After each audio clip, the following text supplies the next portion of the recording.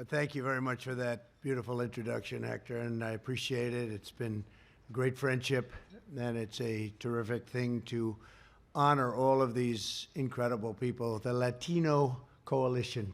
You're having the best year you've ever had, I have to say that. Last year was your best, and we're beating it this year. This afternoon, we celebrate the phenomenal achievements of Latino business leaders, entrepreneurs, innovators, and workers who are lifting our nation to soaring new heights. We're very proud of it, too. You are powering the American dream, and my administration stands proudly right by your side. With the hard work, love, and devotion of millions of incredible Hispanic Americans, our country is thriving, our people are prospering, and our future has really never looked better than it does right now. I think we're doing something that's really extraordinary. Our future has never looked better. America's extraordinary success over the last 3 years has ensured that we are the best prepared in the world to address any threat or any challenge. Nowhere is more true than our vigilant and unprecedented effort right now to protect Americans from the coronavirus. It's really, we have an incredible team of talented people, the most talented people in the world. We're actually helping a lot of other countries too, as you know. Early on, my administration leapt into action and undertook the quickest and most aggressive response to a foreign outbreak in modern history.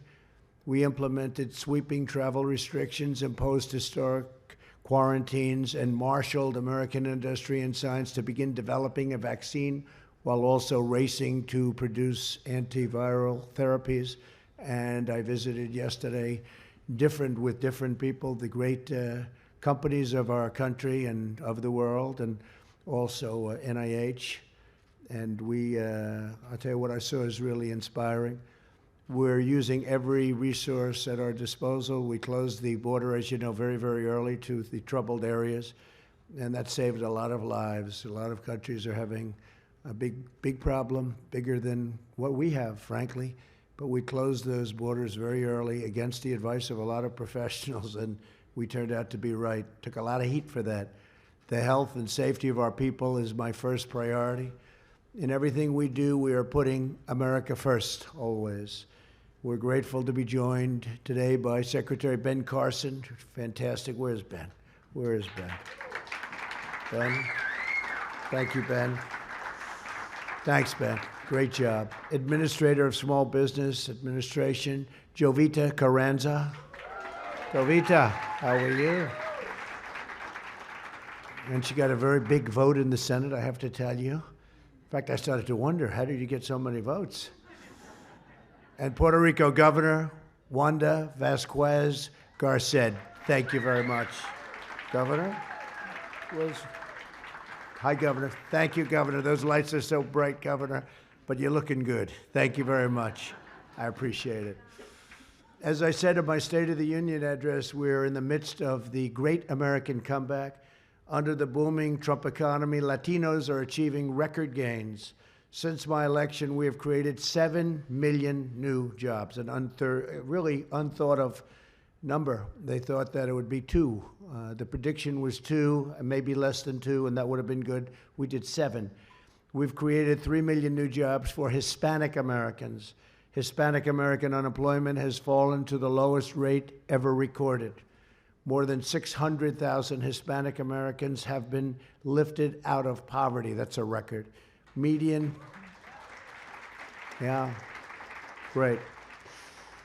household income for Hispanic Americans surpassed $50,000 a year for the first time ever, and it's now at the highest level in American history. That's something really special, too.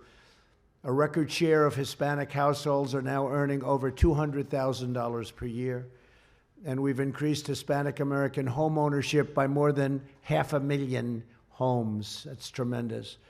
We've seen the largest net gain in Hispanic American homeowners ever recorded. Our agenda is delivering remarkable opportunity and security to millions of hardworking Hispanic American families. Nearly 40 million Hispanic Americans live in households benefiting from our expansion of the child tax credit, a big deal, providing an extra $2,000 yearly for the average family of 4. to help working parents. We're fighting to make childcare more affordable and expanding access to paid family leave. We're doing it like nobody's ever done it before. And to ensure every student can get a great education, we're fighting to expand school choice, because no parent should be forced to send their child to a failing government school. We've created, thank you, school choice. Big deal, school choice. And within the Hispanic community, I think school choice is a very, very big deal. We have created nearly 9,000 opportunity zones in forgotten and distressed communities that are home to 9 million Hispanic Americans. Jobs and new investment are now pouring into those communities. And to keep your family businesses in the family, we virtually eliminated the very unfair estate tax, or the death tax, for the small businesses and farms and other things. We've actually eliminated it for those small businesses and farms.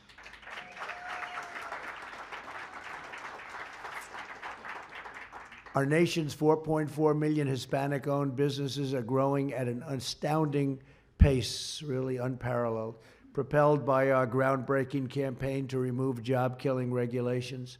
Our regulatory cuts alone will save $3,100 per household every single year, a number that was unthinkable if you go back 3 years. 4 out of 5 Hispanic-owned small businesses expect their revenue to increase this year, and half of all Hispanic-owned small businesses plan to hire more workers. In 2019, Latino businesses saw an astounding 46% increase in revenues, which is incredible. And think of that, 46%. With us today is coalition member Rafael Cuellar. And following our tax cuts, Rafael dramatically expanded his grocery store business, hiring hundreds of new employees. And Rafael's got a great story to tell. Please, Rafael, come up and give us a little story, Rafael. I want to hear this. I hear it's a good one. I hear it's a good one. Thank you. Come on up, Rafael. That's great. I think they'll let him through. What do you think? He looks good to me. Thank you, Rafael. Thank you, Mr. Great honor. Thank you very much. Wow. First and foremost, what an honor. Thank you so much for having me come up here and speak to everyone for a moment. What can I tell you? I mean, I've had the luxury of enjoying the benefit of the tax cuts. The tax cuts allowed me to grow my businesses.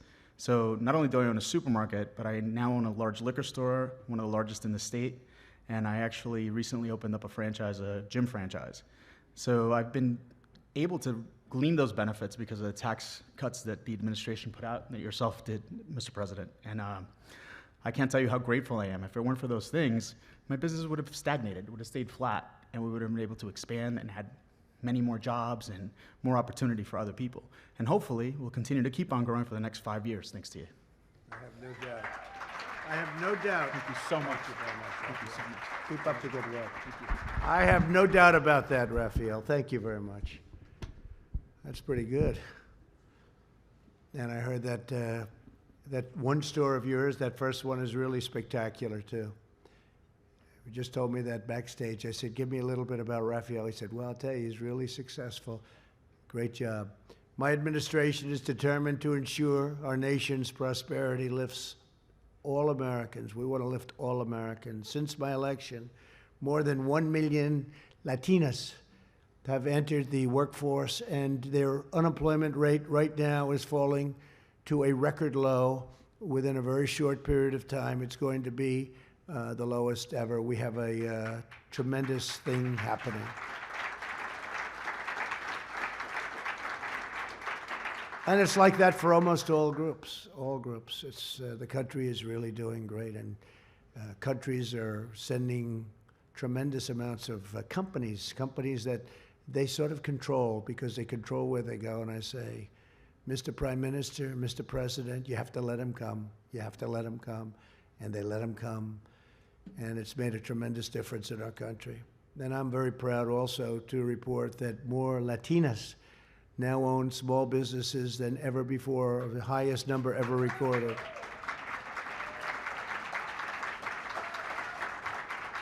Since I took office, the Small Business Administration has made over $6 billion in loan guarantees to Hispanic-owned small businesses, another record. And I'd like to ask Administrator Carranza to please come up and tell us a little about the great job that you're doing. Thank you very much. Thank you, Jovita. Thank you.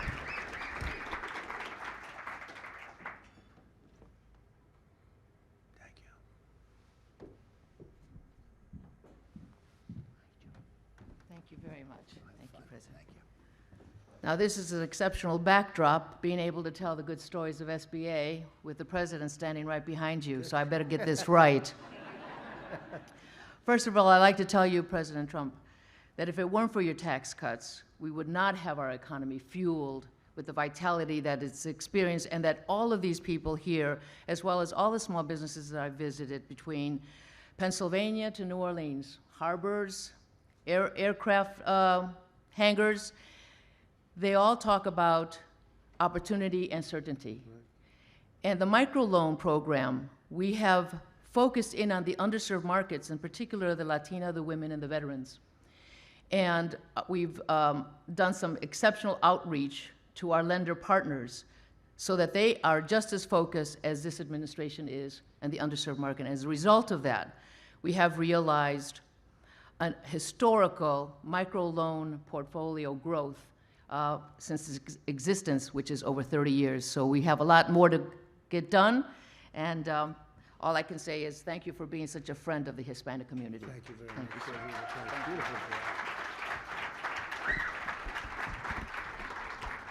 you. Beautiful job. I would have given you a little more distance, but I have this machine standing right next to me, and I didn't want to take it on. And she is doing a fantastic job. Thank you, Jovita.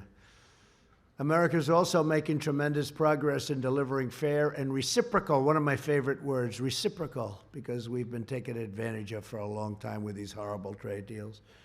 But reciprocal trade to defend our jobs and all of our exports and to knock down unfair barriers for American-made goods. We love American-made goods. The United States lost 1 in 4 manufacturing jobs with the horrible NAFTA that was signed many years ago. That's why my administration replaced NAFTA with the brand new U.S.-Mexico-Canada agreement, which is incredible.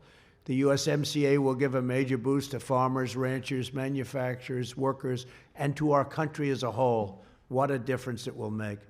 I especially want to thank Hector and everyone here at the Latino Coalition, whose vital support helped get this deal passed.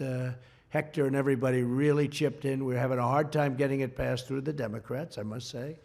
It was not an easy situation, but in the end, we got it done, and it's going to go down as one of the great deals. We also made a big deal with China, to put it mildly. They'll be buying $250 billion worth of our goods. I look forward, that's a big one. And others. A deal with Japan, a deal with South Korea. We've done a lot of them. It's going to have a tremendous impact over the next number of years, and I guess by the time it kicks in, it'll be around election time, but unfortunately, some of them don't kick in for a little while. They kick in gradually because it takes, even bureaucratically, a certain period of time, but boy, the numbers are going to be astronomical. What's going to happen to this country is going to be, I hope they remember that I did it, okay? They'll say, oh, he had nothing to do with it. What did he have to do with the China deal, the USMCA? What did he have to do with the deal with Japan or the deal with South Korea? You know, it's like, but you people will remember. As long as you remember, that's all that matters. But I look forward to working closely with Mexico in the years to come for the continued benefit of both of our countries. We have a great relationship. Also here this afternoon is Miguel Gutierrez of San Antonio, Texas, who's been able to triple his business in the past 2 years. If he was a New York Stock Exchange company, his stock would be very high with triple. They like to hear triple. There aren't too many of them. But triple them in revenues, employees, and expansion, and an extension of the new markets into Mexico. And I'd like to ask Miguel to please come up and tell us your story. It's a great story.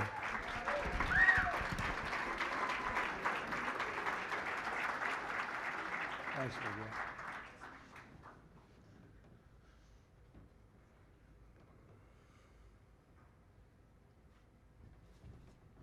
Thank you, Miguel. Thank you, Mr. President. Please. Mr. President, thank you. And first and foremost, I need to thank my colleague and friend Hector Barreto, chairman of the coalition, and giving me the honor of sitting on this board for 20 years. I think I'm the longest lasting board member with the coalition. Mr. President, with the passage of USMCA, I have to say that, you know, we have 3 tables here of friends that are our business partners and our friends from Mexico. If y'all want to raise your hands, there you go. See, all these folks have allowed us to expand our businesses and reach new heights, and we're going to continue to grow. So I want to say thank you to you all, and thank you, Mr. President, for all of your support to Latinos. Thank you very much. That's great job. 20 years. You've been on the board for 20 years, Miguel. That's pretty good. You've seen a lot of progress, haven't you? It's great. Thank you very much. As we expand freedom and opportunity in America, we're proudly promoting liberty in the Western Hemisphere. The United States is leading a historic coalition of 59 countries dedicated to the future of democracy for the people of Venezuela.